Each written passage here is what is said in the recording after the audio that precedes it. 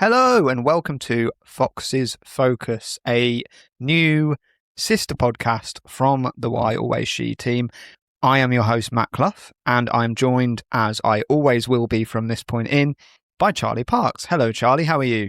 I don't like this one bit. You've insisted that you're a host in this. We'll leave podcast. It up to the listeners to decide. I don't like it at all. I feel very uncomfortable. I don't know what to do. I feel out of control. You are out of control. I feel like I'm in a plane and I'm hurtling to the ground. Yes, well, while you're... The pilot is drunk. While you're regaining yourself, shall I give a quick explainer on what this is for those who haven't listened to the trailer you recorded the other week? So, as you may have heard, Leicester City were unfortunately relegated out of the WSL last season. Some would say corruption, some would say unfair play, whatever it was, they're not in the league. I'm only joking, by the way. We know it was just because they were absolutely desperate and awful. So in order to keep the Why Always She feed clean and nicely kind of delineated, what we decided to do is, rather than doing our usual crowbarring of Leicester in at any moment, we're going to keep the Why Always She podcast as a general WOSO, WSL focused podcast and basically consign our increasingly desperate and delusional rantings about Leicester City to Fox's Focus. Correct. And also I think we've got a few listeners that are Leicester fans, so of course we didn't want to do away with the Leicester content. If we point blank stop talking about Leicester on the main podcast, I think we would be underserving some of our community. Yes, we know we're still in this. We have renewed our season tickets. We'll obviously get into our thoughts about the current state of the team and the club. But yeah, this is going to be a weekly thing. It's not going to be as long as the regular podcast. And yeah, it's going to be me helming the ship and you being the one who's sort of shouting into the void. I'm terrified by this, but I'm going to have to learn to trust you. You are going to have to learn to trust me. I am married to you, so it's a good start. So, without further ado, let's get into it, shall we? So, the first item on the docket is just a quick review of the summer news so far. Are you sure this isn't going to be as long as the main podcast? Well, yes. This is going to take half an hour. I'm going to introduce an interactive element very early on here because... you try and remember who's left? By my count, 14 players who received league minutes last season... Jesus God in heaven. ...have left the club now. Can you rattle through them and tell us as many names as you can remember, please? Are you trying to make me depressed immediately? I mean, it's depressing whichever way we frame as of this. 5 minutes ago, Julie Thibault. Yep, Julie Thibault has just gone to Marseille. Sarah Keys. Yep. Emily Van Egmond, Ashley Neville, Jutta Rantala, Naomi Mouchon, Hannah Kane, the Everton three, as it were. Yep. God, I've lost the plot already. What's going on? Yeah, put you on the spot a little bit. You have? Do you want me to give you some names? No. I'm going to do it. Oh, Santos Waby. Yes. Rosella Ryan. Yes. Do you want me to give you the names I think you've missed? I've kind of lost track. No, I don't. No, yeah, I'm mate of Steve, but I've mentioned a few though. Shannon O'Brien. Oh shit, Shannon O'Brien. Emily Van Egmond. I said Emily Van Egmond. Did you? Sorry. This is why I'm usually the host. Oh, damn it. Hlyn Eriksdottir. Yeah. And Nelly Laz. In my defence, there's a lot. There's a lot of names on there to remember. Yes, indeed, I've there blocked are. Most of them out. There are a lot of names on there. So there we go. Thoughts, feelings. Just give me your sense early on here of the shit. I think we knew there would be an exodus, having gone down into WSL2. Did you anticipate it being this comprehensive? There's a couple in there who I probably expected or thought might stay. We might be able to hold on to them. But there was a sort of sliding scale in my head of like, this will be one end it will be like, okay, we've done an amazing job there of keeping all these players. There was like a few of the big hitters expected to leave. Like I expected Yanni to leave. I expected Mouchon and Rantala to leave. And then I think we're at the far end of the scale in my head, which is there's a lot of, the players that I expected to go have gone, but also a couple of players that I didn't expect to go have gone. And it's not that I didn't expect them to go because they're not going to go because this is their level. Just like they might stick around if the club is, I've seen the very few pieces of communication we put out there other than to tell everyone that someone's left, which is every fucking 5 minutes. You know, I've seen things saying like we want to get straight back into the WSL. Yeah. So I'm thinking there's a couple of players in there that I'm like, well, maybe too good for the WSL too, but if we've sold them the dream of we're going to get straight back up, they're under contract, they might stick around. Yep. But I don't begrudge anyone going. Like, you know, we know what it's like, the drop down in terms of probably like the wage structure. The club's got no money anyway. So I don't begrudge anyone going and looking for a better deal. Yep. And also, I think one thing that really strikes me is that a stick that was quite often used to beat us, particularly when towards the end of last season when we would literally just looked hopeless, was that our squad wasn't good enough for the WSL.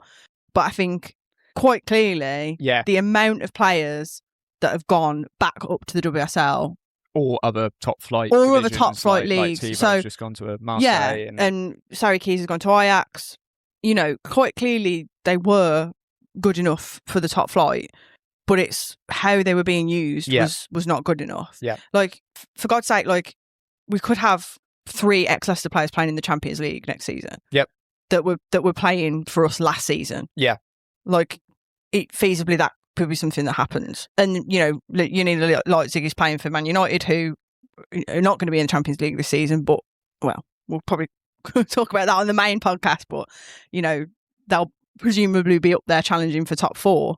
So it's like, clearly there were some very good players in there, and they've gone quite rightly back to their level, really, and to earn the money and plaudits that they deserve. It's almost like not be scrapping about trying to get back into the league. That was a WSL squad, and like you say, you know, and we did say, look, don't get me we said wrong. at various points last season, didn't we, that, you know, the squad had changed a bit from Amandine's season in charge, but it hadn't really changed that much, and actually we had better luck with injuries last year.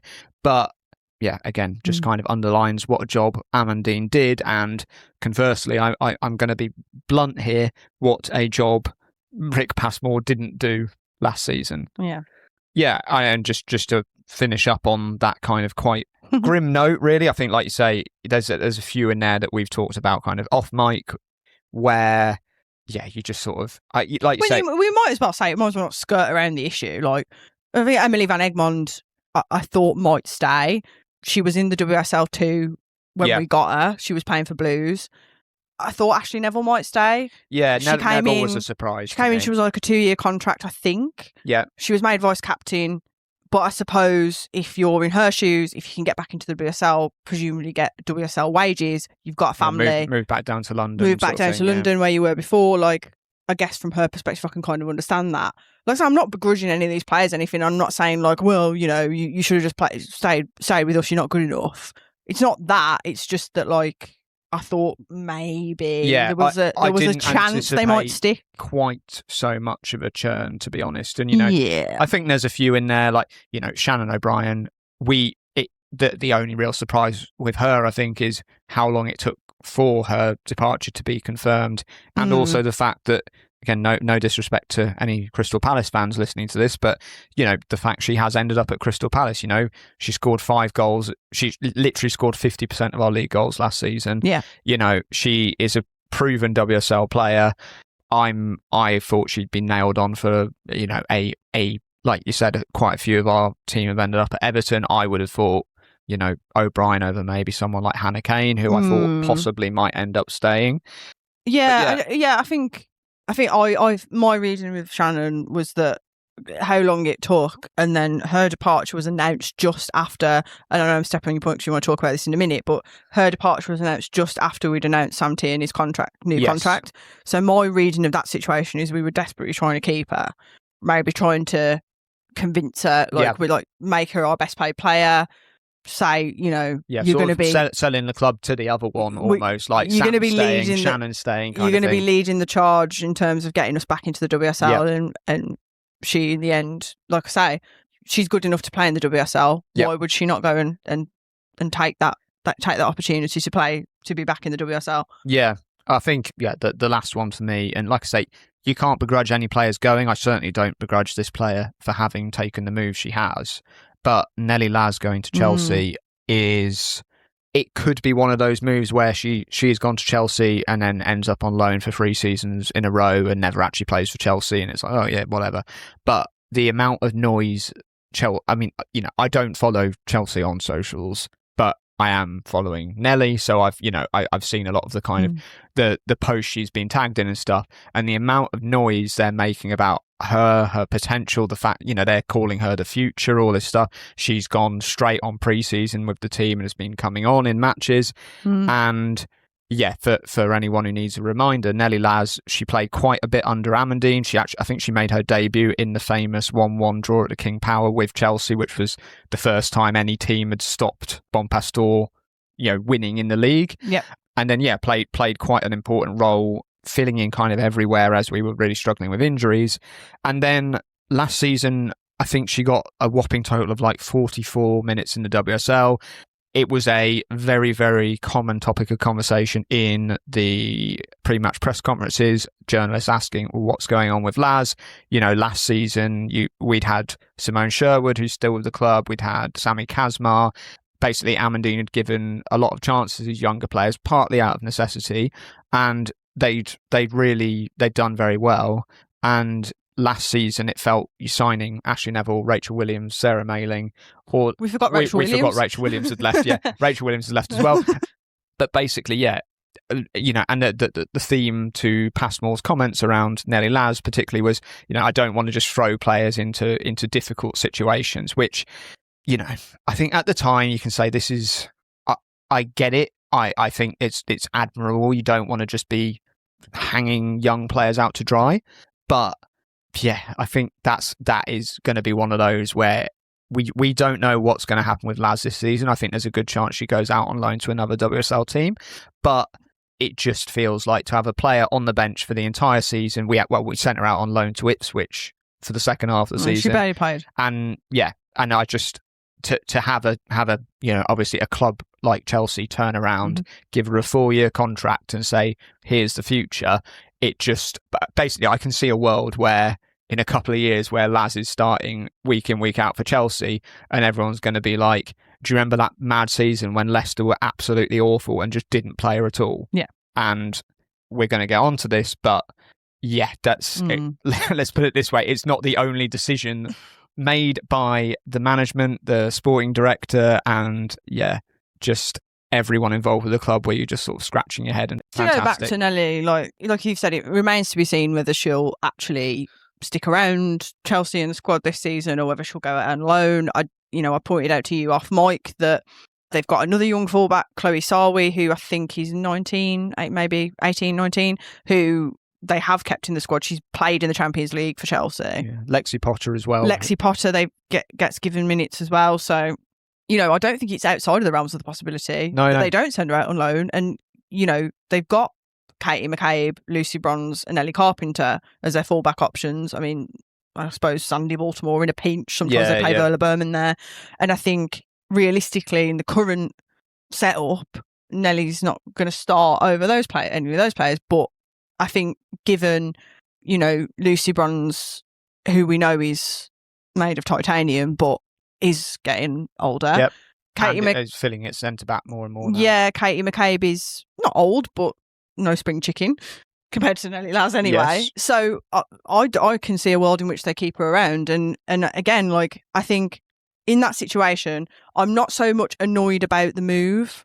I think if they've very astutely recognised her potential, completely agree, I think she will be England's right back. She will be at some point the Lucy Bronze replacement. They've come in and they've spotted her and they've plucked her out of our team. I don't have an issue with that. Mm-hmm. Why would she not go for that? No, totally. She's spoken about the fact that Lucy Bronze is a hero. She gets to go and train with all of these incredible players. I'm not certain. Like, if we've got a bit of a fee for her, fine. Like, at the end of the day, we're always going to be, in our current form anyway, we're always going to be a stepping stone onto something else, aren't we? Yep. I have no issue with that. I have no issue with the move itself. It's if you look at it and then it's like, well, why has she not made this move, having been given a chance Yeah. by Rick Passmore in the WSL last season. And who knows, maybe made a difference to the team and maybe we fucking stayed up. I mean, and she still could have gone to Chelsea. She couldn't have made us any worse, let's be real. Because let's be honest, she's not like some impulse buy, is she? Like, they've obviously identified her as a target and they've probably had her on their list for a while. Yeah. So presumably this move would have happened anyway. Yeah. So it's like, for me, what were we protecting her for? Exactly. For me, like, I'm less rattled about the fact that she's moved and the fact that she's gone and the fact she's gone to Chelsea. Yeah. And because, you know, I don't think it would have mattered if we could have said to her, like, we're going to build the team around you this season. Yeah. And she probably still would have gone to Chelsea. No, why would you not do that? I'm totally with you. It's the fact that last season we had her and we're just like, no, she's not ready, or, you know, she's too mentally delicate to be playing in this. And look, I mean, it's like you pointed out, like, Amandine Mikel bought her and Simone Sherwood on against Chelsea when we were going to get a draw against them, when we were desperate in terms of our injuries. Chelsea were like literally camped in our half. They had one player at the back, Millie Bright. And they were literally camped in our half. And in that situation, I can't exactly remember who was on the bench, but I was thinking, fucking bring 6 centre-backs on. And she was like, no, I'm going to trust Simone Sherwood and Nelly Lazanon to bring him on. That's the difference in the managers, but I'm sure we're going to talk about that. Yes. Yeah, no, spot on. Like I say, I don't begrudge Nelly the move at all. And like you say, it may well have ended up happening anyway, but it's just one way. I was saying in terms of the club and doing quote unquote business and I don't think no, we should have done everything to keep her. Yeah. We're not going to keep her out of going to Chelsea, but clearly we didn't want her anyway because we put her alone to Ipswich. Exactly. Play, so. Why didn't we use her last season? Anyway, and final point on this, Godspeed, I would say, Nelly, just go and don't do you. Sorry. Yeah, I would say it's an interesting thing because, you know, I get that for some players being, if you're really young and getting chucked into a losing team that's losing every week, you know, again, you probably argue that the manager is in charge of sorting that out, but it would be tricky mentally. But then you look at someone like Katie Keane, who came in, we had to play her because Clark and Leipzig both got injuries, and she was fantastic. Yeah. And, you know, she rose to the occasion. And I think there comes a point where, it very much feels like Passmore is a experienced first manager based on his signings and the stuff he said in press conferences and all this stuff. But there comes a point where you have to trust young players and like... Yeah, well, it was a bit short on that anyway, which we'll get to. This season. So that's the kind of... obviously, that took up most of the time. I will say one final stat for you. So we had across the squad 21,780 minutes in the league last season. So that's 2290 split across 11 players. We have now lost, including 750 minutes that Janice Kyman played and she left in January, obviously, we've now lost over 13,000 of those minutes. So we are approaching basically 2/3 of the minutes we played as a team last season are now are not even an option. They're gone.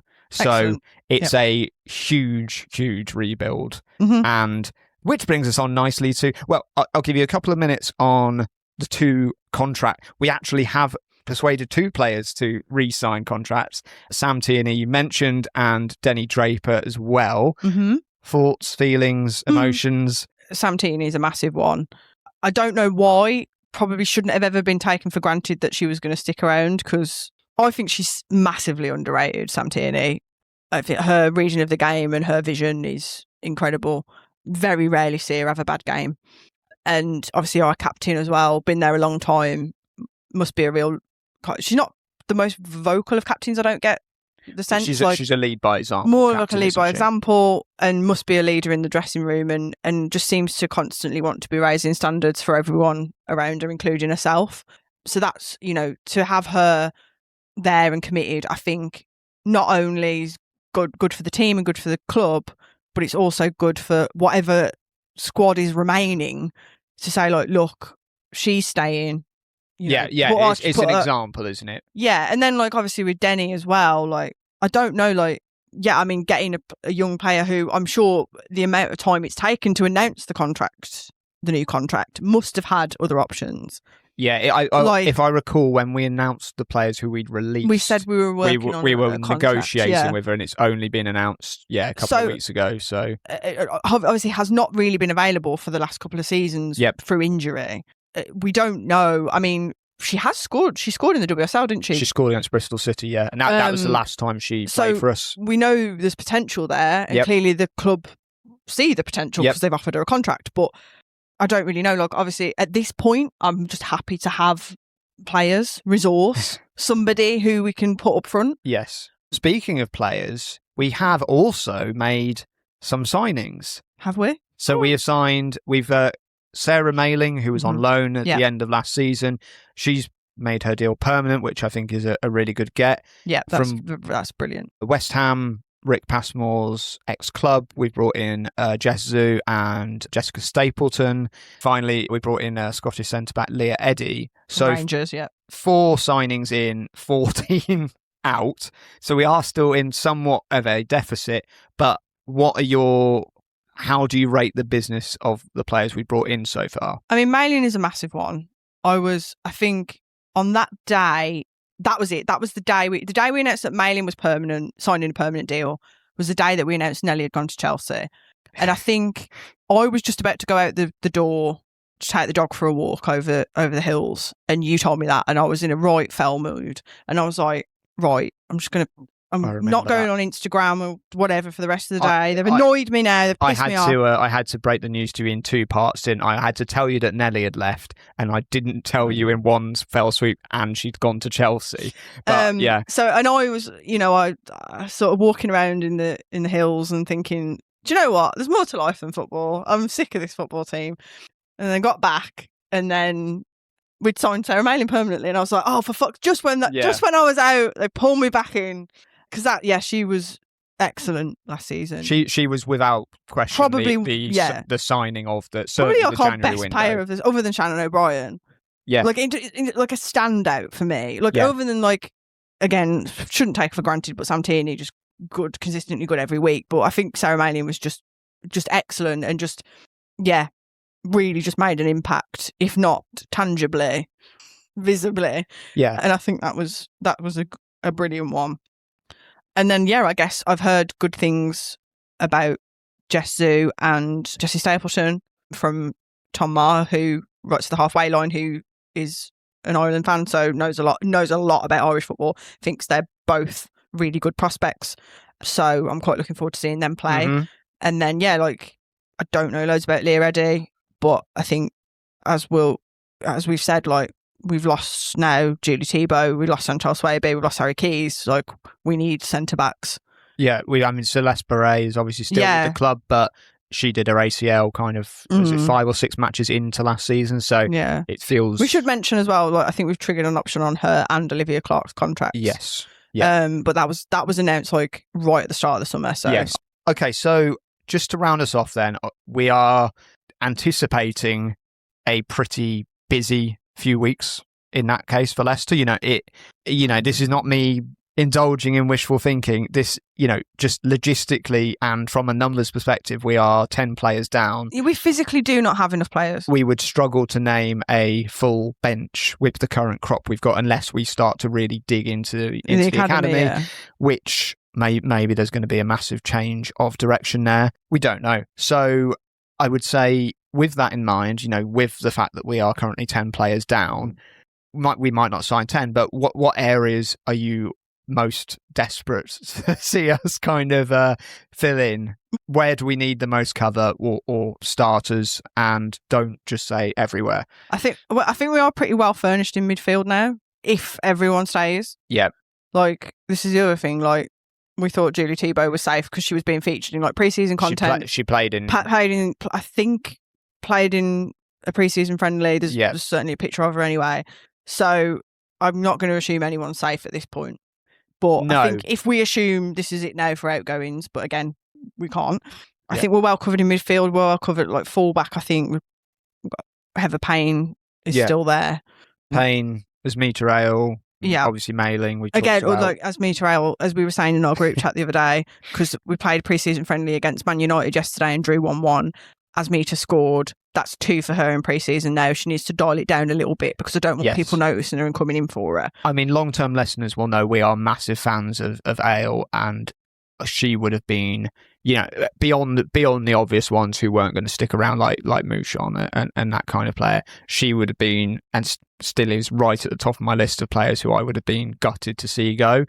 Seems like there's no imminent plans for that to happen, but we know what the transfer window's like. I mean, Olivia McLaughlin as well. Yeah. Is another one. But anyway, I digress. But yeah, I think we probably need another centre-back now, seeing as we've let Julie go. But I think the main one for me is just someone who's going to be able to fucking put the ball in the back of the net. Yeah. Because no disrespect to the players that we have remaining in that area, but there are currently 3 of them. Yes. So Denny Draper, who again hasn't really played for 2 seasons. Yeah, and is only, 20? Yeah. Alicia Lehman, who pleasantly surprised me last season. She came in, put in a good shift every time she played.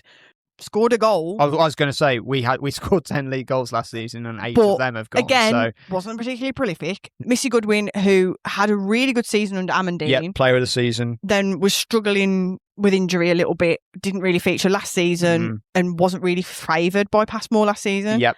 When she was available. He's got no choice now. Oh, he's got no fucking choice now. So yeah, that's a lot of responsibility for those 3 players to score some fucking goals. And like you say, judging by the photos, again, there is very little communication from the club about anything to do with signings, like players.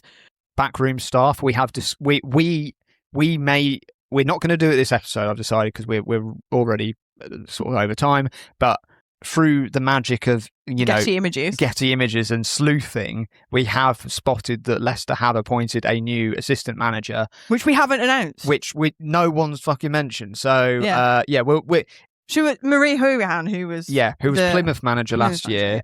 He's Irish, yes, so that makes sense. It's an basically very highly rated up and coming manager. Left Plymouth at the end of last year, basically because it sounds like Plymouth have just basically cut the budget for the women's team entirely, released loads of the players. She just basically walked before it all happened and just said, I know what's coming and it's not for me. So interesting that she is there, but we're going to unpack that more next episode. Okay. Yeah. So I think looking at some of the photos from like pre-season fixtures and stuff, I think seem to be playing a lot of the academy players. I think our academy is pretty decent. Yep. Didn't our academy team win something last season, like win a league? Yeah, I can't. They've won several honours, obviously. So maybe that's it. Maybe it's like a Man United situation of like, oh no, we're actually focusing on youth. But again, that would seem like a complete pendulum swing from this focus on experience from last season. Yeah, so I don't know. Which would still beg the question. If that's the case, why are you keeping the manager who oversaw that? Well, what's really frustrating for me is that why is everything taking so fucking long? Why is the communication so opaque? Why, if we're gonna, I get bids are going to come in for players late on in the window, but strikers are not easy to come by. Decent strikers are not easy to come by. I don't have a Rolodex in my head of all the strikers that have gone to other WSL2 teams or whatever, but there's not going to be many. And they've got snapped up. And have we just taken too long to do anything of note or use, really? Yeah. And I live in fear of, like I say, more because of the financial situation with the club anyway. And I think the men's team needs to do more business before the window anyway. But we'll assume for our purposes that is separate and we're sort of ring fenced. I would hope. I just wonder whether I just live in fear that there's going to be more outgoings. Yeah. And bids are going to come in for players that are going to catch the eye. Yeah. And there's going to be a short-sightedness of okay, well... Yeah, let's keep making a profit. Let's keep getting money in. Let's keep getting money in. And then be like, well, who can we actually buy now? Oh, there's no one left. Yeah. I think that's a great point. And I think, like you said earlier, persuading the likes of Sam Tierney and stuff, that... to stay, that's obviously a big vote of confidence in the quote-unquote project. Sorry, horrible term, don't want to use it. But you do wonder, like you say, Julie Thibault, who's only just been announced as leaving, she's been playing in pre-season, she's been... the very minimal content we put out there, she's been in it. So it's not like we've been sort of like, oh, she's probably going to go, so don't mention her too much kind of thing. But you do wonder, the closer it gets to the season, the players aren't idiots. They're going to be looking around thinking they're going to be sat here like us, presumably, and they'll be getting more information than us. But that, you know, there's only so much spin you can put on the fact that we are currently 10 players down. And there might come a point where, like you say, it seems like Thibaut was part of the plans. Then we've got a bid in for her. And, you know, however, it's whether it was too good to turn down or whether she's got wind of the bid and said, yeah, I mean, if this is it, then I'm not getting the right vibes I want to go. Like, it is a worry. It is kind of, you know, we have to accept that in this situation right now, we don't have a lot of agency. If a bid comes in for Olivia McLaughlin, if a bid comes in for Esmita Ale, are those players going to have seen enough and heard enough from the club, from the management, to be like, yeah, I'm convinced we're going to bounce straight back? Again, we are not privy to everything. I think there was an interview with Olivia McLaughlin earlier this year, and didn't she mention something like the new signings? And it was before we like announced anyone. So clearly there is a bit of a delay there. For what reason, I don't really know. I don't know why the club insists on playing this bizarre game of like kind of cloak and dagger when every other club is just like, oh, here's some lovely content about a new signing, and we're just like, no, let's load it all up and spaff it all out in the last week. But that is a worry. Yeah, it's a worry, isn't it? It's all looking pretty bleak at the moment. And, you know, there was encouraging signs there in terms of like, we didn't actually know like if we were going to be able to, it just felt like when we were making new signings, it's like, okay, we can attract players to this quote unquote project. We're still going to play at the King Power next season. Yeah. That wasn't definite. Yeah. That felt like a good sign. Yeah. That they were still invested, still believing in this women's team as a project. It's not just a full-on pull the ripcord and just abandon it. It is worrying, and I just feel I'm sort of numb to it now. Like, I think if that Thibaut news had dropped, you know, a couple of weeks ago, it would have been like, devastating. Yeah, I would have been like genuinely like, gutted. But now I'm just like, oh, okay, right, cool, well, what are you going to do? Wish her well. Oh yeah, totally. Like I say, we should say we you know, obviously I don't begrudge anyone. No, our disappointment stems entirely from the club, the situation, not any of the. We're not sat here being like, oh, they owe us any loyalty, because it's a living, it's a job. We let them down massively last season, and can't blame any of them. Anyway, I hope you have enjoyed the extremely sunny and uplifting first ever episode of Fox's Focus. Hopefully it will get better. Like, hopefully when we record next week, we'll be brimming. We'll be able to do the same thing again, and I'll be testing on, can you name all of our signings? Well, hold your breath. Yes, and we've got a few other things to unpack. I think, you know, we're going to obviously discuss the managerial situation. Marie Hurahan coming in. What does that mean? We can unpack that. Anyway, that's me rambling done.